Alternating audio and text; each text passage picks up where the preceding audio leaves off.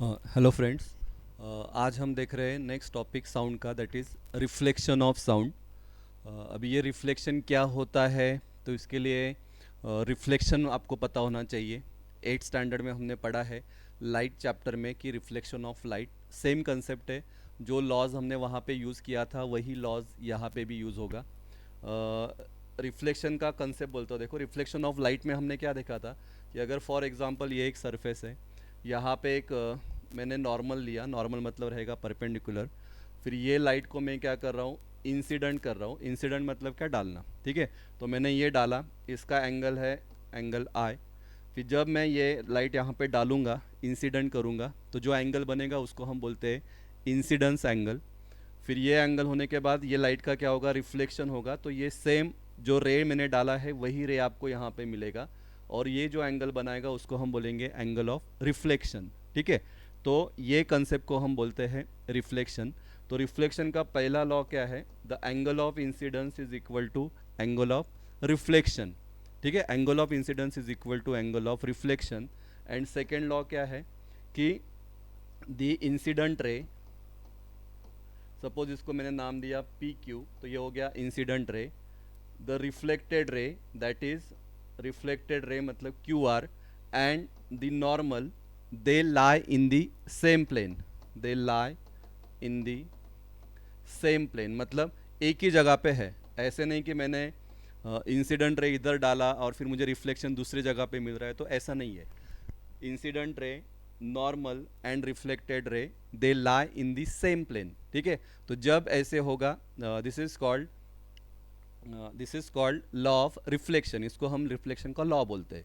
तो जैसे लाइट जब ट्रैवल होती है तो लाइट रिफ्लेक्शन को फॉलो करती है, ठीक है। तो सेम वैसा ही अगर हम साउंड देखेंगे तो साउंड भी क्या होगा, तो साउंड आपका फॉलो करता है रिफ्लेक्शन को, ठीक है।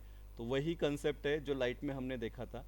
तो यहाँ पे बस क्या है, देखो रिफ्लेक्शन ऑफ साउंड के लिए अभी हमने क्या किया, एक कार्डबोर्ड लिया है, दो कार्डबोर्ड ट्यूब्स है। ये एक इधर रखा है, एक इधर रखा है, ठीक है। यहाँ से अभी ये एक क्लॉक हमने लिया है। अभी इसको हमने इसको ये बराबर एंगल से लिखा है इधर। इसका जो ये है नॉर्मल, ये जो एंगल बनाएगा नॉर्मल के साथ, तो वो थीटा 1। फिर इधर का नॉर्मल है आप एंगल है थीटा 2।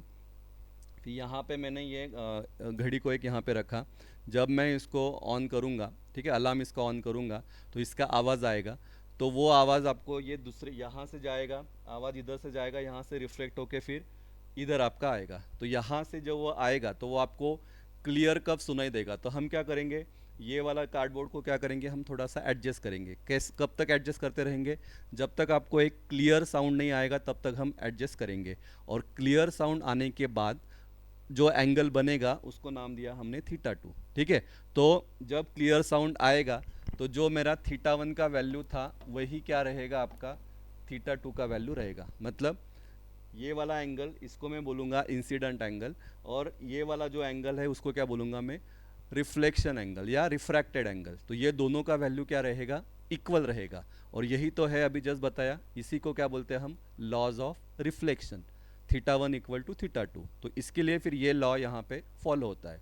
और दूसरा क्या था, the incident ray, the normal and the reflected ray, they lie in the same plane. तो ये एक ही प्लेन पे है, एक ही जगह पे है, ठीक है। तो ये ऐसा होगा, तो इसको हम बोलते हैं रिफ्लेक्शन ऑफ साउंड। तो साउंड का रिफ्लेक्शन होना बहुत इंपॉर्टेंट है। क्यों इंपॉर्टेंट है आगे हम देखेंगे।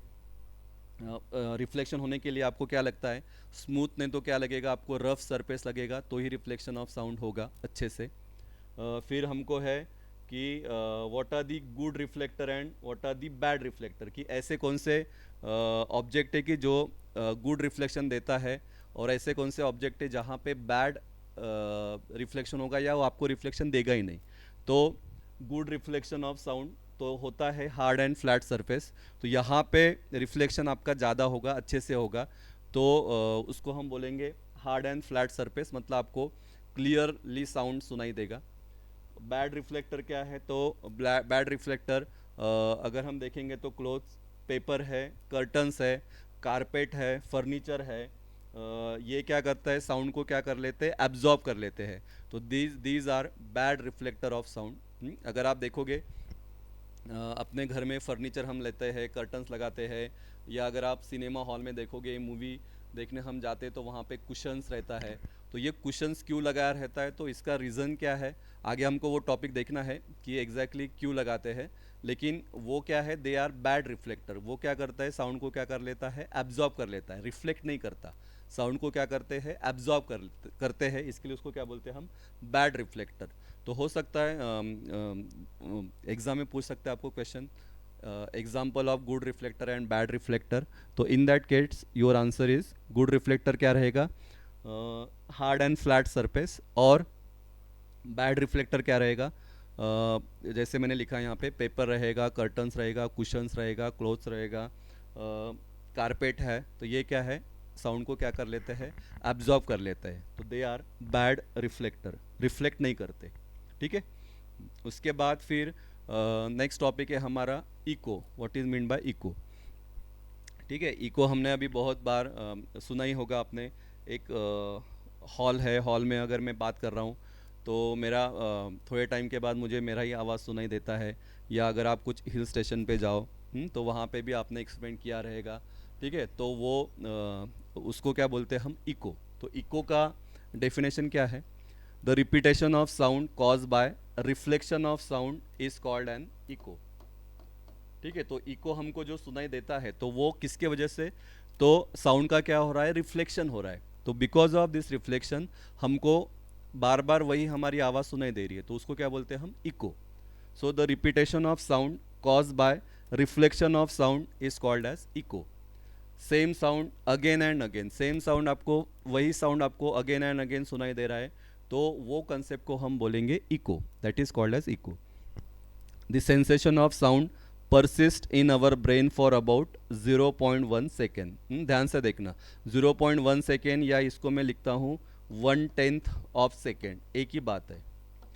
हाँ, sensation of sound persist in our brain for about 0.1 second. Sir इसका मतलब क्या, तो जैसे कि फॉर एग्जांपल मैं यहाँ पे एक वॉल है, मैं यहाँ पे खड़ा हूँ, तो मैंने यहाँ पे कुछ बात किया, साउंड गाना गा रहा हूँ चलो, तो मेरा जो साउंड आएगा तो वो गया ये वॉल पे, यहाँ से टकराया, तो यहाँ से ये मेरा ओरिजिनल साउंड, और यहाँ से फिर आपको ये इसका रिफ्लेक्शन होगा, और रिफ्लेक्शन होने के बाद इसको क्या बोलेंगे हम, इको।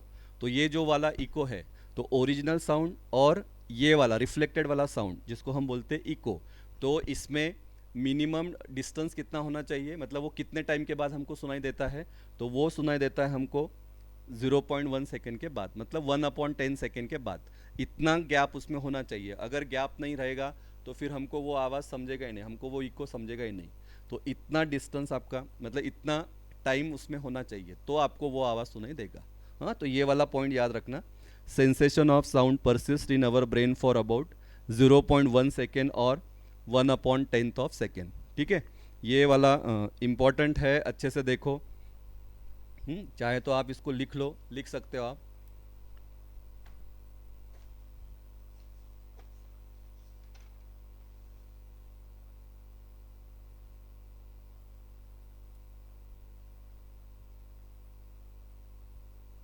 ठीक है।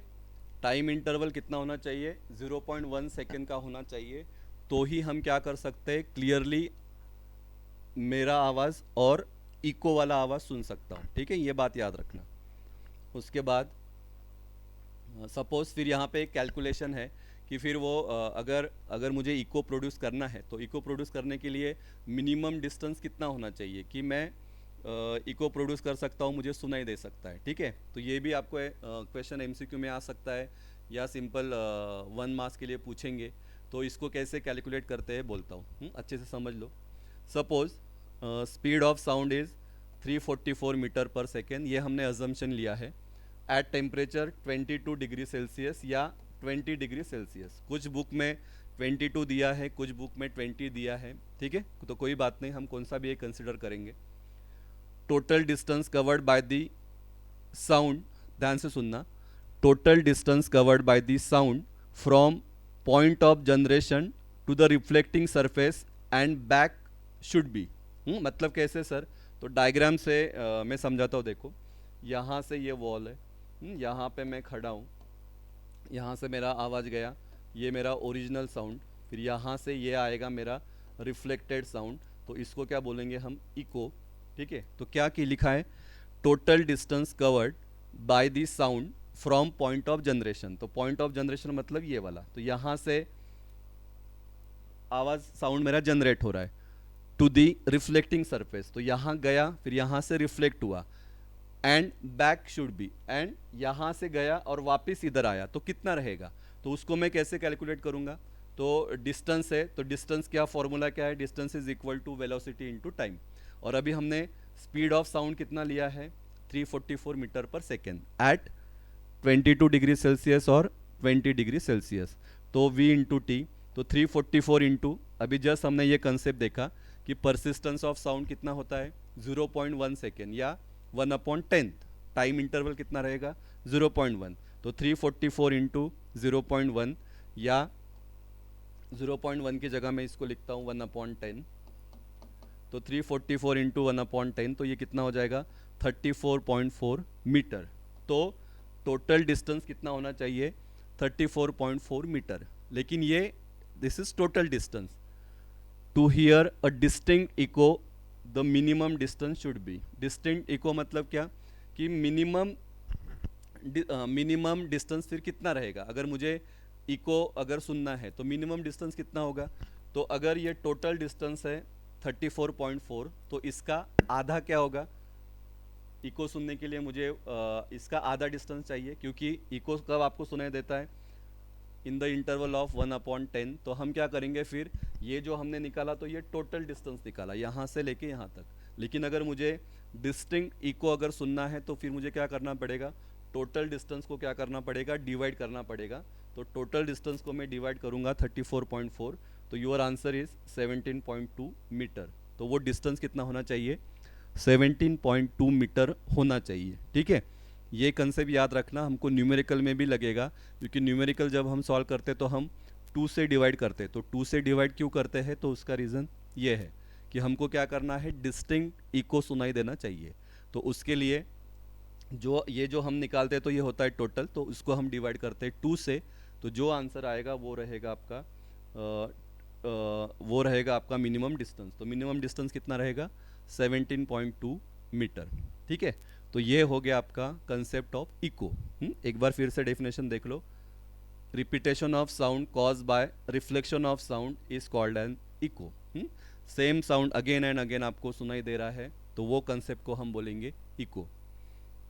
इसके बाद फिर इसमें है एक टॉपिक दैट इज रिवर्बरेशन। ठीक है, रिवर्बरेशन क्या है देखते हैं, सिंपल है, रिवर्बरेशन का मतलब है the repeated reflection that result in persistence of sound is called as reverberation. ठीक है, तो रिफ्लेक्शन हो रहा है, लेकिन रिफ्लेक्शन कैसे हो रहा है, रिपीटेड, बार बार बार बार बार, और वो जो साउंड है तो वो साउंड है ना थोड़े टाइम के लिए क्या है, परसिस्टेंट है, मतलब हॉल में ही क्या हो रहा है, घूम रहा है, तो जब वो थोड़े टाइम के लिए हॉल में ही घूमते रहता है साउंड, तो वो कंसेप्ट को हम बोलते हैं रिवर्बरेशन। आई बात समझ में, the repeated reflection that result in persistence of sound is called as reverberation. तो ये कंसेप्ट है मल्टीपल रिफ्लेक्शन का, तो मल्टीपल रिफ्लेक्शन की वजह से क्या आता है, मल्टीपल रिफ्लेक्शन की वजह से होता है मल्टीपल रिफ्लेक्शन की वजह से होता है इको, लेकिन वो मल्टीपल रिफ्लेक्शन जब आपका थोड़े टाइम के लिए रहेगा, परसिस्टेंट रहेगा, तो उसको क्या बोलते हैं हम, that is called as reverberation. ठीक है, तो परसिस्टेंस का मतलब क्या, कंसिस्टेंट, थोड़े टाइम के लिए वो कंसिस्टेंट रहेगा। फॉर एग्जाम्पल देखो, इन एन ऑडिटोरियम और big hall excessive reverberation is highly undesirable.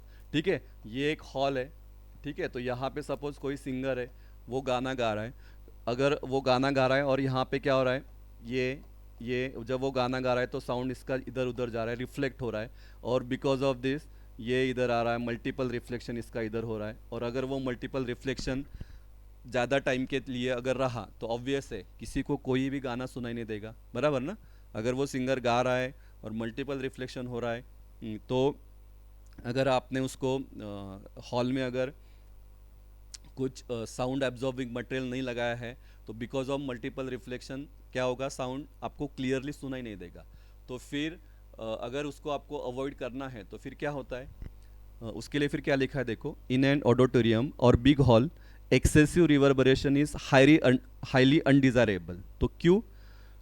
वो मैंने आपको बताया। तो अगर मुझे उसको रिड्यूस करना है, कम करना है, तो to reduce it the roof and walls are generally covered with sound absorbent material. ठीक है, the roof and walls are generally covered with sound absorbent material. अगर नहीं किया तो फिर कुछ भी आपको सुनाई नहीं देगा। सिनेमा हॉल में भी अगर आप देखोगे तो सेम कंडीशन है। जब मूवी लगता है तो अगर साउंड एब्जॉर्बिंग मटेरियल नहीं है तो फिर आपको कुछ भी सुनाई नहीं देगा, सेम सेम आवाज़ आपका वो रिपीट होते रहेगा। या ये हॉल का एग्जांपल ले लो, अगर ये हॉल में हमने कुछ साउंड एब्जॉर्बिंग मटेरियल नहीं लगाया, जैसे कि अभी जस्ट हमने देखा साउंड एब्जॉर्बिंग मटेरियल कौन सा, कर्टन्स रहेगा, कारपेट रहेगा, ठीक है, कुशंस रहेगा। तो अगर ये हमने नहीं लगाया तो फिर आपको मल्टीपल रिफ्लेक्शंस की वजह से बहुत सारी आवाज़ आपको सुनाई देगी। ठीक है, हमको लगता है कि सिनेमा हॉल बहुत अच्छे से बना है, कुशंस लगा है, कर्टन्स लगाया है, बहुत खर्चा किया है, तो उसका रीज़न ये है कि वहाँ पे क्या होता है, मल्टीपल रिफ्लेक्शन होता है, और वो अवॉइड करने के लिए ये सब चीज़ें होती है। ठीक है, so to reduce it, the roof and walls are generally covered with sound absorbent material like compressed fireboard, carpet, curtains, etc. ठीक है, तो उसको हम क्या करते हैं, ये मटेरियल से क्या करते हैं, कवर करते हैं। ठीक है, रूफ एंड वॉल को आप बोलोगे कि रूफ को कारपेट लगाएंगे क्या, तो बिल्कुल नहीं। जो वॉल रहेगा नीचे का तो वहाँ पे हम कारपेट लगाएंगे। रूफ को हम ये जो मटेरियल बोला कॉम्प्रेस फायरबोर्ड मटेरियल उसके अंदर डालेंगे रूफ के अंदर, तो वो क्या करता है, साउंड को एब्जॉर्ब करता है। या दीवारों पे हम क्या कर देंगे, कर्टन्स लगा देंगे, तो उसकी वजह से क्या होगा, वो क्या कर लेगा, साउंड को एब्जॉर्ब कर लेगा। और फिर साउंड आप जो मल्टीपल रिफ्लेक्शन हो रहा है तो वो परसिस्टेंस नहीं रहेगा, रिफ्लेक्शन तो हो रहा है लेकिन ये क्या कर लेंगे, उसको साउंड को एब्जॉर्ब कर लेंगे, तो आवाज़ आपका जैसे हम बोलते हैं आवाज़ घूमेगा नहीं। हाँ ठीक है, अगर आप देखोगे आप कोई पुराने किला विला देखने जाते हो तो वहाँ पे आवाज़ घूमता है। क्यों घूमता है? क्योंकि वहाँ पे अभी कुछ है ही नहीं, सब खुला खुला है, कर्टन्स नहीं है, कुछ कुशंस नहीं है, तो हमको बार बार वही हमारा आवाज़ सुनाई देता है। आ रही बात समझ में? तो ये कंसेप्ट को हम बोलेंगे रिवर्बरेशन। फिर आपको एक लास्ट टॉपिक है, uses of multiple reflection of sound. तो ये मल्टीपल रिफ्लेक्शन तो अनडिज़ायरेबल है, लेकिन कुछ कुछ इसमें ये डिज़ायरेबल है। तो ये कहाँ पे रिक्वायरमेंट है, कहाँ पे ये यूज़ होता है? तो फॉर एग्जांपल ले लो मेगाफोन। ठीक है, हम जो बजाते हैं ऑर्गन, माउथ ऑर्गन ले लो, मेगाफोन ले लो या हॉर्न्स ले लो। ठीक है, तो यहाँ पे देखना इसका क्या हो रहा है, मल्टीपल रिफ्लेक्शन हो रहा है। लेकिन ये मल्टीपल रिफ्लेक्शन कैसे हो रहा है, एक पर्टिकुलर जगह पे हम क्या कर रहे हैं, इसको मल्टीपल रिफ्लेक्शन कर रहे हैं, उसके वजह से फिर ये साउंड क्लियरली आपको सुनाई देगा। ठीक है, अगर ये इसका ऐसा शेप नहीं रहेगा तो फिर साउंड सब जगह जाएगा। लेकिन मल्टीपल रिफ्लेक्शन हो रहा है लेकिन एक पर्टिकुलर जगह पे। सेम वैसा ही क्या है, हॉर्न का है, जब हम इसको बजाएंगे तो ये एक पर्टिकुलर जगह पे क्या होगा, इसका मल्टीपल रिफ्लेक्शन होगा और हमको आवाज़ सुनाई देगा। दूसरा स्टेथोस्कोप, हाँ डॉक्टर लोग यूज़ करते हैं, तो डॉक्टर लोग यूज़ करते हैं अपना मशीन स्टेथोस्कोप, तो वो अपने हार्ट के यहाँ पे रखते हैं, तो वहाँ पे क्या होता है, मल्टीपल रिफ्लेक्शन होता है, and because of multiple reflection उनको वो आवाज़ सुनाई देता है कि हार्ट बीट अपना चल रहा है क्या नहीं। ठीक है, तो this is the use of multiple reflection of sound. दूसरा और ceilings of concrete halls, conference halls and cinema halls are curved. ठीक है, ये दे आर कर्व्ड, उसका शेप जो होता है वो कर्व्ड होता है। तो कर्व क्यों होता है, तो उसका भी रीज़न यही है। अगर ये कर्व नहीं रहेगा, क्योंकि बिकॉज ऑफ दिस कोने कोने पे आवाज़ आपका क्या होना चाहिए, पहुंचना चाहिए। अगर कोने कोने पे आवाज़ नहीं पहुंचेगा तो फिर मतलब मल्टीपल रिफ्लेक्शन नहीं होगा, तो एंड तक आपका आवाज़ पहुंचेगा ही नहीं। तो अगर वैसा करना है आपको, एंड तक अगर आपको आवाज़ पहुंचाना है, तो उसके लिए फिर क्या यूज़ होगा आपका, उसके लिए फिर वो सरफेस क्या होता है, कर्व्ड होता है, तो वहाँ से क्या होगा, मल्टीपल रिफ्लेक्शन होगा। अगर आप देखोगे यहाँ से, ये एक सोर्स ऑफ साउंड है, तो यहाँ से क्या हो रहा है, देखो मल्टीपल रिफ्लेक्शन हो रहा है, तो इधर जाके इधर आएगा, इधर जाके इधर आएगा, इधर जाके इधर आएगा, तो हर कोने में क्या होगा, आवाज़ पहुँचेगा। ठीक है, तो ये कंसेप्ट को हम बोलते हैं uses of multiple reflection of sound. ठीक है, तो अच्छे से याद रखना। क्या क्या देखा आज हमने, रिफ्लेक्शन ऑफ साउंड देखा, जैसे लाइट का रिफ्लेक्शन होता है वैसे ही साउंड का रिफ्लेक्शन होता है। फिर जो लाइट के रिफ्लेक्शन में लॉस थे वही लॉ यहाँ पे देखा। हाँ, incident ray and reflected ray they are equal, और incident ray, reflected ray and normal lie in the same plane, फिर वो कंसेप्ट हमने देखा। फिर इको देखा, हाँ इको का मतलब same sound here again and again, हाँ वो कंसेप्ट को हम बोलते हैं इको। फिर इको के बाद हमने देखा फिर वो कितने टाइम के लिए रहता है अपने ब्रेन में, वो जो सेंसेशन है तो वो कितना रहता है 0.1 सेकेंड या 1/10 सेकेंड, ठीक है। फिर वो मिनिमम टोटल डिस्टेंस हमने निकाला तो वो होता है 34.4। फिर मिनिमम डिस्टेंस उसको हमने 2 से डिवाइड किया तो 17.2 मीटर होता है। फिर हमने रिवर्बरेशन देखा, मतलब क्या, multiple reflection of sound which persist for some time, उसको हम बोलते हैं रिवर्बरेशन। परसिस्टेंट शब्द याद रखो। और फिर उसका डिसएडवांटेज भी देखा और उसका एडवांटेज भी देखा।